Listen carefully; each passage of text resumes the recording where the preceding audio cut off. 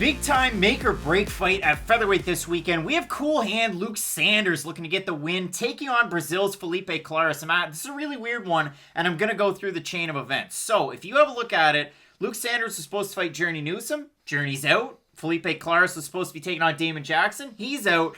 So now these two guys meet. And for Luke Sanders, his last time out, it was a weird one at 140 pounds. He took on Nate Maness.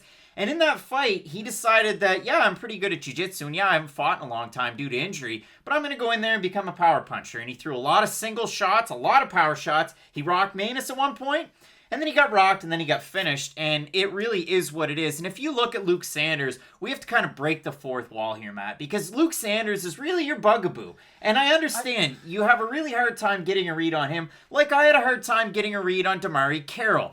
Is he a good player? Well, I don't know. He came to the Raptors. They forked over a ton of money. So you just assume, wow, Damari Carroll, impact player. And then you look at it because he's known for his defenses, but his player efficiency rating's lower than average. So it's like, at the end of the day, how good is he really? Luke Sanders, the Damari Carroll of MMA. Because you look at the wins in his last 5 fights.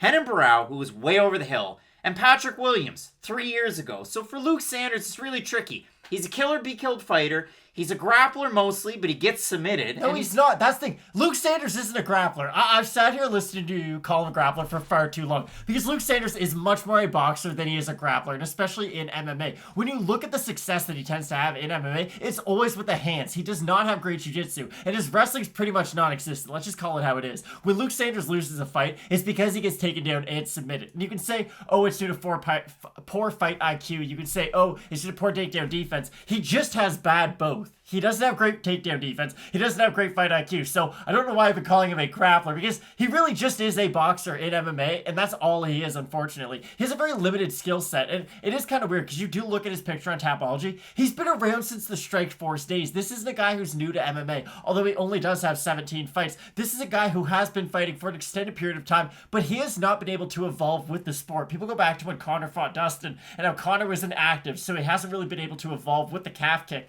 Luke Sanders hasn't even got a calf kick. He hasn't got anything other than just his pure boxing. Now, he does have a decent straight right. If he does time you off the jab, he can put you down with it. Even go back to the Renan Barão fight. Now, the one issue I do have, even when the Renan Barão fight is, Luke Sanders does not have great defensive boxing. He only really has good offensive fighting. So it's really concerning. You have a guy who tends to get hit a lot in his fights. When he does get hit, gets dropped, doesn't have great takedown defense, and when he does get taken down, tends to get submitted. And that's why this is a great matchup, because for Felipe Colares, what's his huge Achilles heel? What's his wrestling? His wrestling's not all that great. He's a Muay Thai practitioner, former Jungle Fights champ, and since he's been with the UFC, it's a 1-2 record. And you look at it, he gets beaten by Geraldo de Freitas. And you might think, okay, well, how good's Geraldo really? But if you look at the scorecards, 2 30-27s, 1 30-26. Okay, well, that's not all that great. So then he goes out there and he takes on Domingo Plarte, beats him by split decision.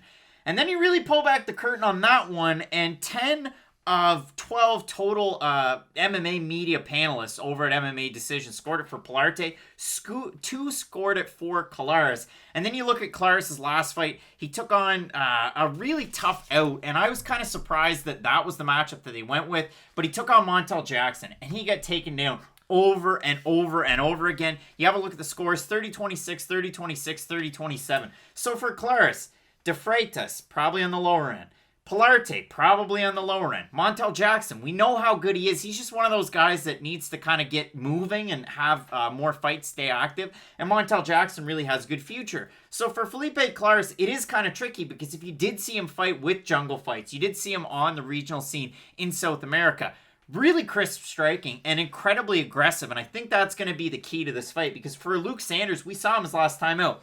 Did he really throw a ton in combinations? Not so much. It was more just power shot, power shot, power shot. And the trouble for him was as soon as it got into the pocket, that's when Maness was able to start to land. So for this fight, it is really interesting. Again, Luke Sanders with all of that experience. You look at some of the names that he's faced too in the past, and they're big names like Renan Barão.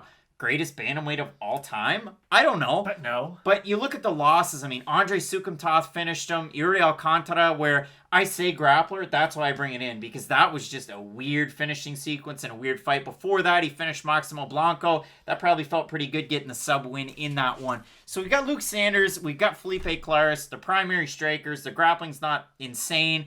The one other thing I do have for Luke Sanders, training at a fight ready for this one. So you do have the Hunter Azures of the world. You're going to have the Cejudos and the Pitbulls if they happen to stop by there.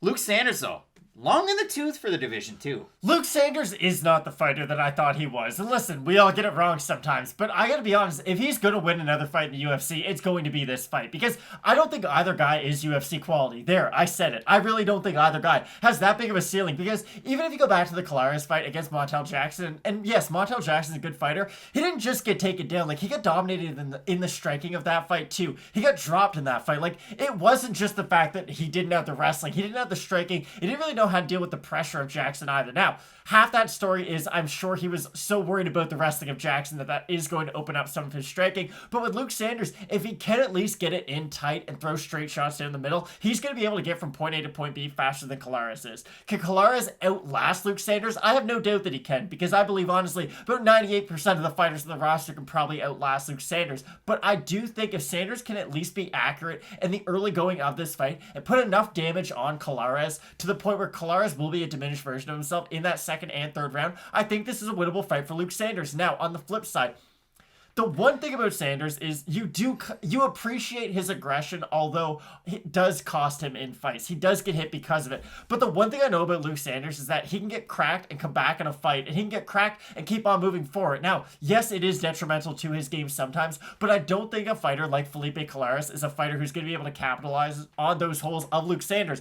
I hate to do it because he's cost me so many times, but I think I'm picking Luke Sanders in this fight. So if we have a look at the odds, I was kind of surprised. Felipe Colares right now, one of the bigger movers and shakers. He opened a plus 170. He's plus 126 at best fight odds. And if you have a look at Luke Sanders, open a minus 200. He's a minus 152. Now, Matt, the Tapology votes are the part that we like to save for the end because we haven't seen them. And out of 788 total votes, 71% Sanders, 80% say he's going to win by decision. The one thing that bothered me, and again, he was off for a long time due to injuries between his last two fights. Like I said, the Nate Maness fight, and before that, he had the win over Renan Barão. It was 2019 in February, all the way to November of 2020. And he had a fight booked in between against Chris Gutierrez. He had the fight booked against Damon Jackson for this one, so I flip-flopped. Sanders, it was in for Journey Newsom, and originally Colares was supposed to take on Newsom, vice versa.